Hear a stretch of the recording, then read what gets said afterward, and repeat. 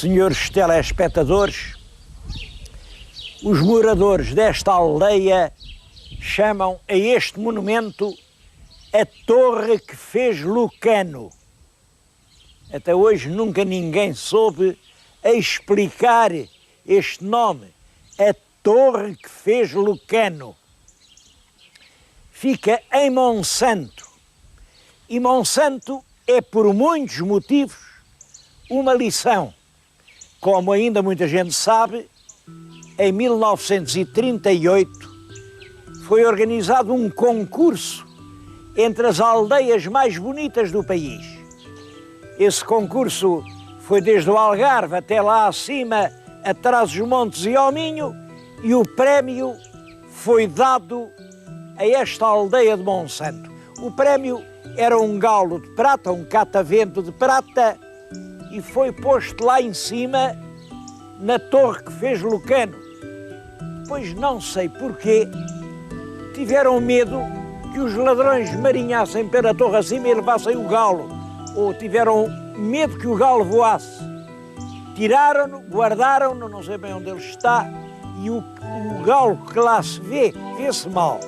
É de ferro para ninguém se tentar. Mas a lição de Monsanto, a meu ver, é outra. Desde 1938, portanto, desde há 61 anos, o Estado, as autarquias, as câmaras, a junta de freguesia, toda a gente tem feito tudo para conservar a terra, para a embelezar, para a transformar num verdadeiro monumento capaz de atrair a admiração de toda a gente. E vejam, 60 anos depois, é realmente um encanto visitar a aldeia de Monsanto. Claro que há sempre efeitos perversos. Aqui, este grande rincão da beira interior não tinha só Monsanto, tinha muitas outras terras dignas de admiração e de prémio. Não era um galo de prata que deviam ter dado por prémio, era uma capoeira inteira. Há aí aldeias e aldeias, só que essas foram deixadas no mais completo e vil abandono. E hoje são pobres carcaças a agonizar. Claro que vale a pena vir a esta extrema do país para conhecer Monsanto. Mas é uma pena vir a Monsanto e ficar a não saber nada do resto da região. Olhem, estou aqui numa aldeia ou vila, eu já nem sei, apenas a 9 quilómetros de Monsanto. Portanto, enfim, são poucos minutos de automóvel. Estou em Penha Garcia. Penha Garcia é uma povoação muito antiga, uma povoação que já foi importante na época romana. Até em 1920 apareceu aí um riquíssimo tesouro, o tesouro de Penha Garcia. Peças de ouro em grande quantidade. É claro, quem o achou, cada um levou um bocado e tal, e isso desapareceu completamente. Era uma coisa preciosa, porque eram peças trabalhadas, algumas representavam cabeças de boi, o que levou os arqueólogos a relacionar aquilo com a ilha de Creta. Como sabem, Creta é a ilha do Minotauro, e o Minotauro era filho de uma vaca. Bom, mas eu acho que essa hipótese também é um bocado filha de uma vaca, porque os romanos lavraram o seu ouro com os gostos mais estranhos. Tudo isso hoje está perdido. E Penha Garcia também está quase perdida. Era uma povoação muito bonita. Aqui, alcandorada sobre rochedos vertiginosos, tinha além um grande castelo, as grandes lendas da beira, como a da Dona Branca, ligam-se aqui ao castelo de Penha Garcia. Ela foi roubada lá em Monsanto, foi trazida para aqui. Qual é a verdade sobre este mistério da vida e morte de Penha Garcia? Eu julgo, mas é uma hipótese minha, julgo que a resposta está na nossa frente. Vêem além? O leito é a albufeira de um rio, com grandes areais, é o rio Ponsul. Ora bem, o rio Ponsul trazia nas suas águas palhetas de ouro e durante muito tempo, houve aqui uma exploração do minério do ouro. Bastava isso para fazer desta terra e de todas as terras à volta terras florescentes. Bom, mas o ouro a certa altura acaba. Ele acabar não acabou. O que está é cada vez mais profundo. Já houve aqui também há uns anos uma empresa que propôs ao governo arrebentar com isto tudo, com as aldeias, com os baldeários, com as termas, fazer uma grande vala a céu aberto, uma coisa enorme de 1,5 km, porque eles prometiam lá no fundo achar não sei quantas toneladas de ouro. Bom, graças a Deus, o governo não consentiu. Não consentiu porque os verdadeiros governos sabem qual é o ouro verdadeiro. Não é esse que se extrai das entranhas da terra e depois deixam feridas crudelíssimas que envenenam a terra para sempre. Olha, eu ainda há bem pouco tempo estive lá embaixo no Alentejo e vi o que era a exploração de uma mina a céu aberto. O que tinha sido. Aquilo já fechou há mais de, não sei, há 30 ou 40 anos. E ainda hoje a terra não dá nem uma erva. Aqui não consentiram nisso, mas é certo, o ouro lá está escondido. Bem, ainda há uns garimpeiros, enfim, clandestinos, que andam além nas areias do rio, revolvem e tal, e ainda há quem tenha ouro. Aqui todas as pedras têm história. Atrás de mim vêem 2 penedos. Aquele é o penedo a que chamam o mata-cães. Mata-cães porque era lá que eles matavam os cães. Atiravam-nos dali abaixo, aquilo é um precipício enorme. Bom, mas quem eram os cães? Os cães eram os vencidos naquele conflito. Isto era uma região de fronteira, andavam sempre embrulhados portugueses e espanhóis. É claro que quando os espanhóis ganhavam, os cães eram os portugueses e quando os portugueses ganhavam, os cães eram os espanhóis. O destino é que era sempre o mesmo, daquela pedra abaixo. O outro penedo, este que estão a ver agora, é o penedo do Galo. Outra história sangrenta. Punham ali, há ali uma fenda, não sei se estão a ver a fenda, na fenda, punham uma grande vara e no cimo da vara, atado pelos pés, um galo preto. Bom, e depois vinham para aqui, para este muro, os homens da vila e com os seus arcabuzes, bam, bam, bam, porque o galo era a maldita Constituição. Era preciso matar a Constituição, inimiga do trono e do altar e do senhor rei Dom Miguel. Isto acontecia ali por volta de 1830. Pela mesma altura, andava a outra metade dos portugueses a dar tiros aos portugueses que davam tiros na Constituição e nem uns nem outros sabiam que diabo era isso de Constituição. E ainda hoje há muita gente que não sabe. Ainda hoje há muita gente que ignora que com maus governos não há boas constituições e que quando os governos são bons não há nenhuma má constituição que os impeça de governar. As constituições são como a pauta da música que se põe diante do intérprete. A música não está na pauta, está toda na alma do artista. Uma das peças mais valiosas do património artístico de Penha Garcia é esta imagem que está junto de mim. Como vê, é uma Nossa Senhora do Leite, está a amamentar o filho e tem aqui embaixo escrita uma legenda, e essa legenda diz o seguinte: foi o Frei Álvaro de São Paulo quem mandou fazer esta imagem no ano de 1469. Este Frei Álvaro de São Paulo chamava-se Álvaro Pires de Castro e era neto ou bisneto da rainha Inês de Castro.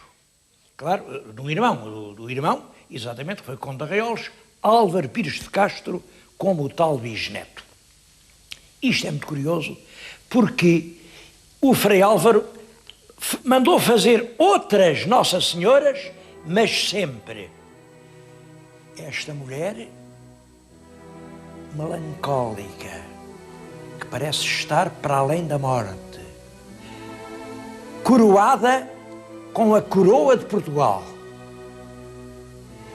e amamentando uma criança que já é um rapaz forte, que talvez seja o infante Dom João, porque os descendentes de Inês de Castro entenderam sempre, e com eles muitos portugueses, que eram os filhos que ela tinha trazido ao peito, que eram os legítimos herdeiros da coroa portuguesa.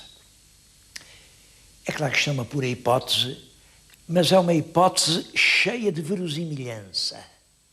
É muito possível que o bisneto, ao mandar fazer as senhoras do leite, esta e as outras, assim coroadas, estivesse a aludir à sua antepassada mártir e ao direito que lhe foi retirado dos seus filhos sucederem no trono de Portugal. Falei no tesouro de Penha Garcia e queria acrescentar alguma coisa. O tesouro apareceu num pote de barro que estava enterrado além, perto daqueles dois sobreiros que vêm atrás de mim. Andavam uns trabalhadores a abrir uma grande vala quando encontraram o pote. Dividiram, naturalmente, entre eles, a cada um coube cerca de meio quilo de ouro, em peças várias, moedas, coisas. Bom, todos venderam, uma parte foi vendida em Espanha e foi vendida a um arqueólogo, o autor deste opúsculo, e é a ele que devemos o pouco que hoje sabemos do tesouro. Ele fotografou as peças que lhe couberam,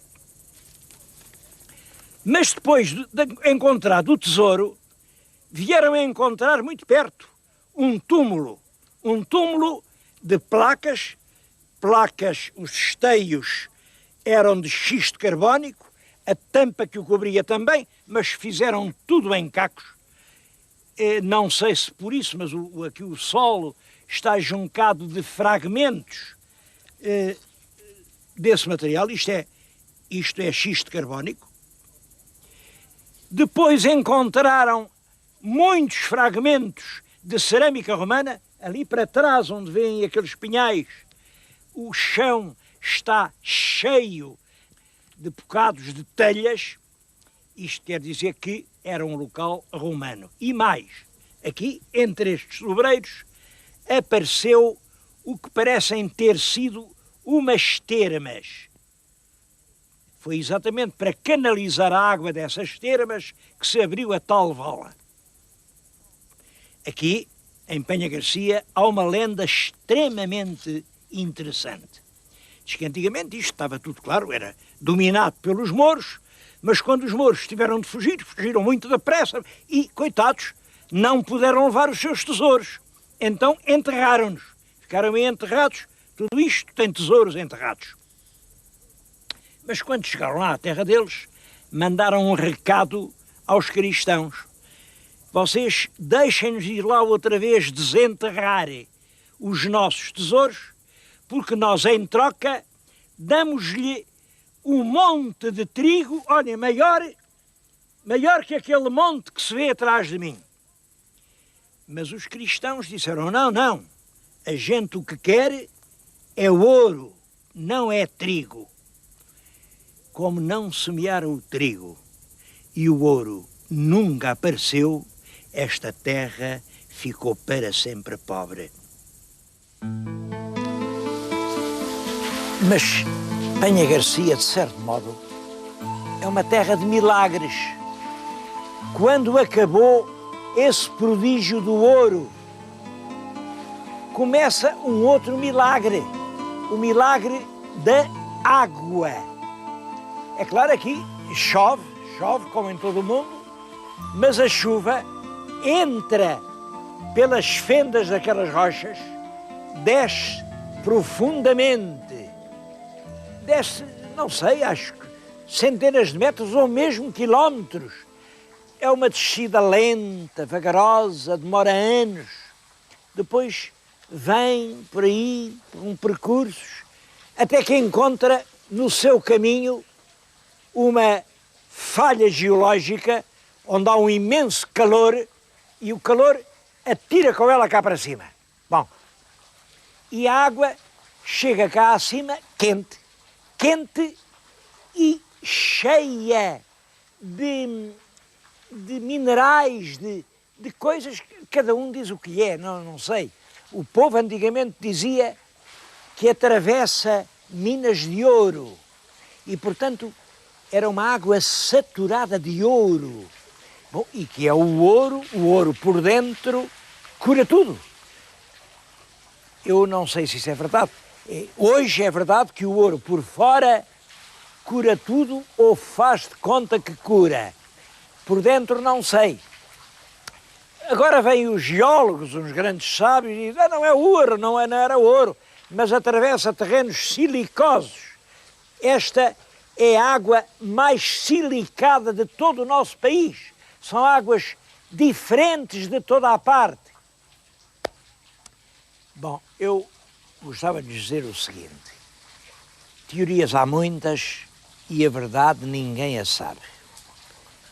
O que é certo é que aqui, neste sítio onde eu lhes estou a falar, brotava com força uma água relativamente quente e uma água diferente. Uma água que parecia miraculosa.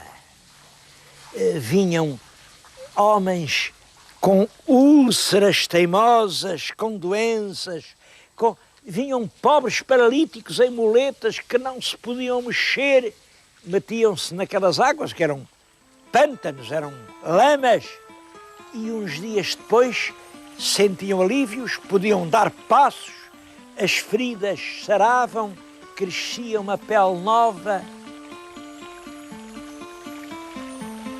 Passados alguns anos, aqui em toda esta vasta região, havia a ideia de que aqui brotava uma fonte santa, uma fonte que curava muitas maleitas, sarava muitas dores. Eu estou a dizer esta história, isto é uma história evidente, mas estou a dizê-la com uma profunda intenção. Não basta que o povo tenha uma ideia, é indispensável que os príncipes desposem essa ideia.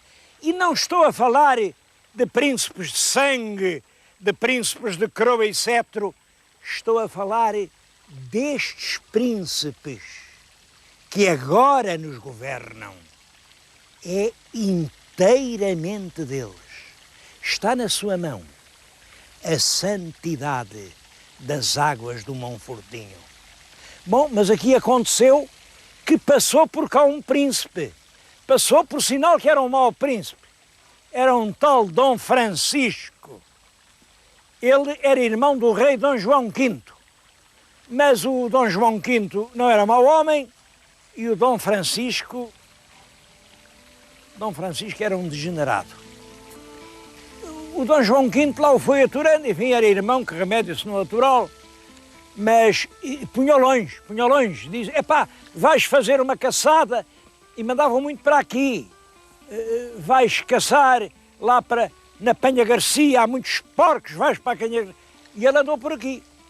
Bom, não sei se foi aqui, se não foi, mas olhem, foi num sítio como este, era assim uma fonte que brotava da rocha, fazia um lamaçal como aqui, e os cães da caça do infante Dom Francisco vinham cheios de feridas, coitados, os cães eram maltratados, e também acho que o Dom Francisco os picava, os queimava.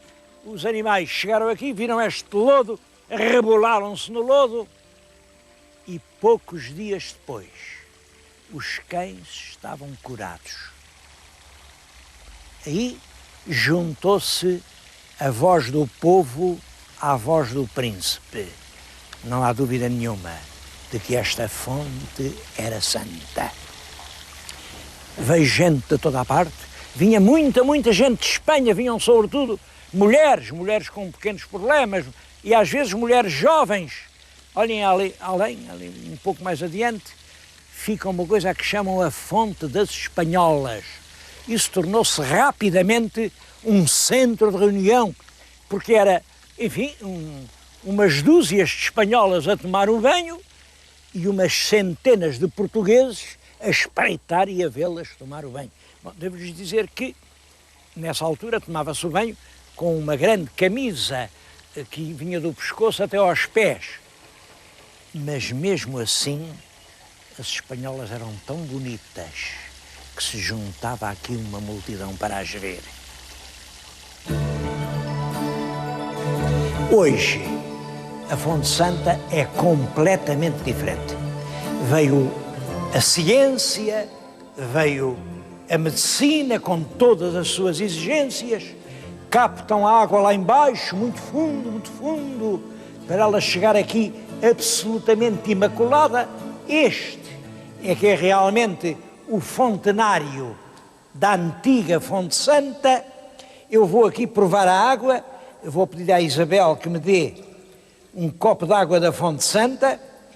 Já viram, ela não me deu assim um copo qualquer, um copo destes que a gente... Não, isto é um copo científico. É um copo que daqui diz Fonte Santa e daqui tem os centímetros cúbicos. Bom, eu vou beber esta água com a certeza de que bebo uma água que faz bem.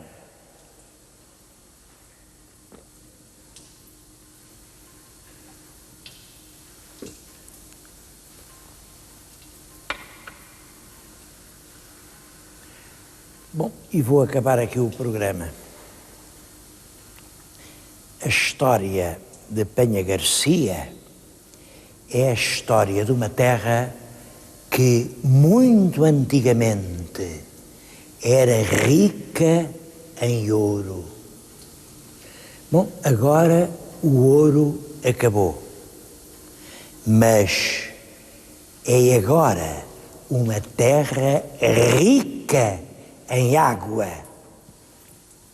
Estas fontes, estas termas, estes hotéis, outrora chamavam-se as Termas de Penha Garcia. Com o progresso, arranjaram um nome que acharam mais bonito. Chamaram-lhe as Termas de Monfortinho, porque Monfortinho é realmente a aldeia que fica mais perto. É mais perto de Monfortinho do que de Penha Garcia. Bom, mas isto deixa um problema. E a terra ganhou ou perdeu? É uma pergunta que eu deixo à consciência de todas as pessoas que neste instante me estão a escutar. A terra era rica de ouro, agora é uma terra rica de água.